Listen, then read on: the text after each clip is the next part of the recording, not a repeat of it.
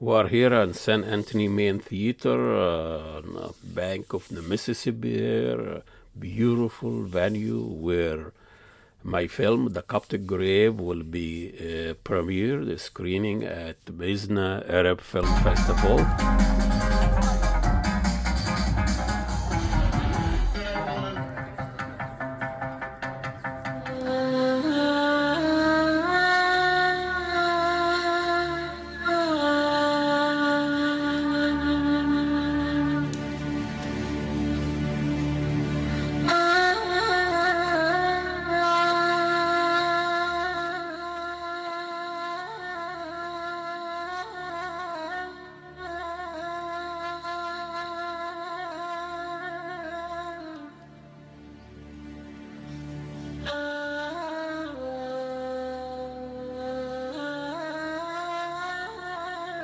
This is the story of my family, my village, and my religion.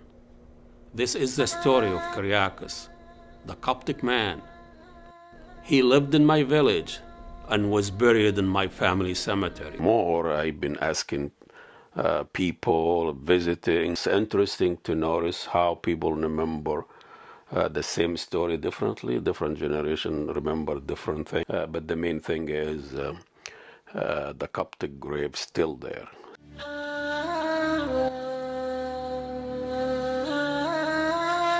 We are searching for the Coptic grave, the story of Kyriakos.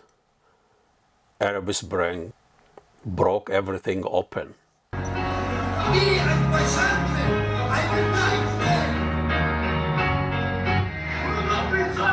you're a Christian, whether you're a Muslim, whether you're an atheist.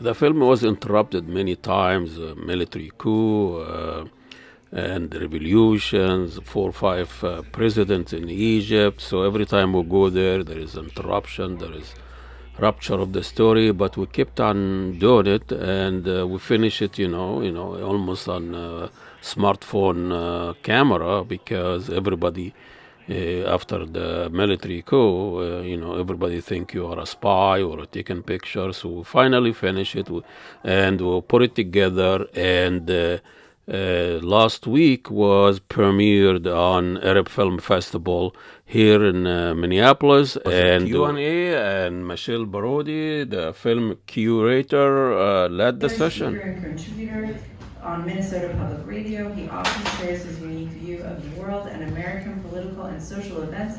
He has also produced and directed many short stories for public television. So join me in welcoming these three up to the stage.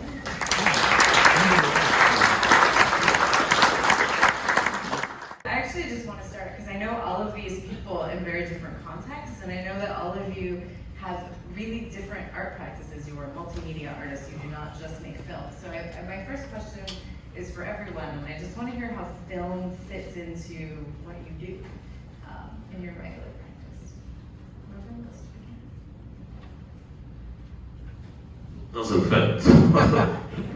Well, it's very hard for an Arab to say, I take a shot, everybody gets killed. I'll take a shot, stab at it, let's say. Well, I mean, when I started this 2010, I wasn't really making a film. I was just telling a story.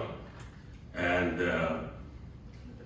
I just got into, because my subject is already dead, I'm not really in a hurry.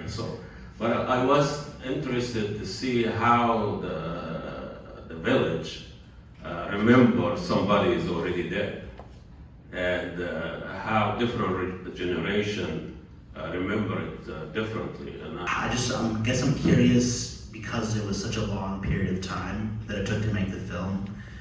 Can you kind of talk through like how the progression of like how you thought about the film? Like, what did you think about it starting off, and how did it progress over time, and what were the key points of insight or crystallization like along that path, if that makes sense?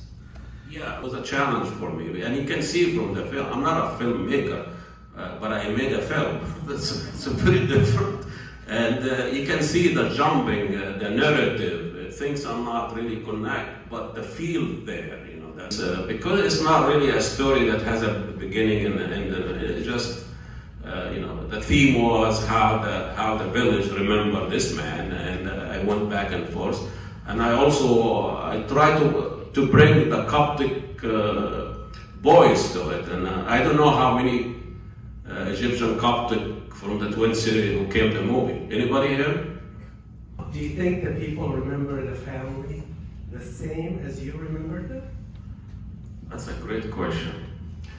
Of course not. I mean, I was young, and the Christian family for me was Samir. And Samir was, a sharpshooter, guy, playful, school. So I remember that from the family, but the family as a whole, how they feel, because really, in a way, the family represents my story here. I'm a minority here, and Muslims here go to a Christian cemetery in a corner there, and they bury. So there is similarity there, and I really was interested.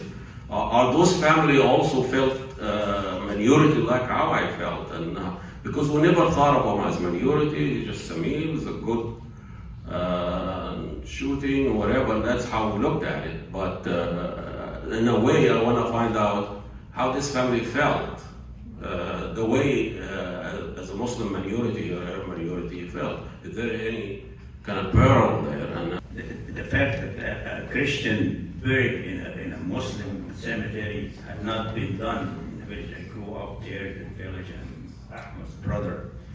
So for the family, my family, to decide to break the rules, it's just showing how when people are free of dogma and archaic tradition, good things can happen.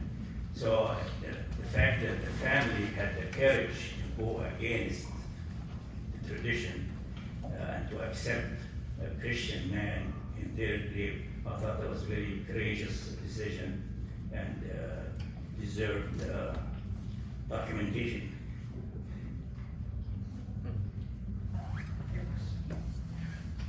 Yeah, I am really sad that I missed the first two films. I did everything to get here, but I knew that Ahmed would be very sad if I didn't show up for his. And I got here just in the nick of time to see it from the beginning. I'm sorry about the other two. But I wanted to ask, have you gone to the Coptic community here or to other Coptic communities with your film and offered it to show it to them for their reaction, their response? Well, this is the first time I played on a big screen here, and but they know about it for years. And as you can see, Father Tawfiq is in the film.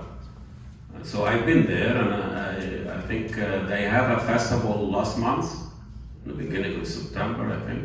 And I went there and invited them to the. After the Q&A, people gather outside the theater and start chatting and talking. And I actually, for the first time, somebody asked me for an autograph.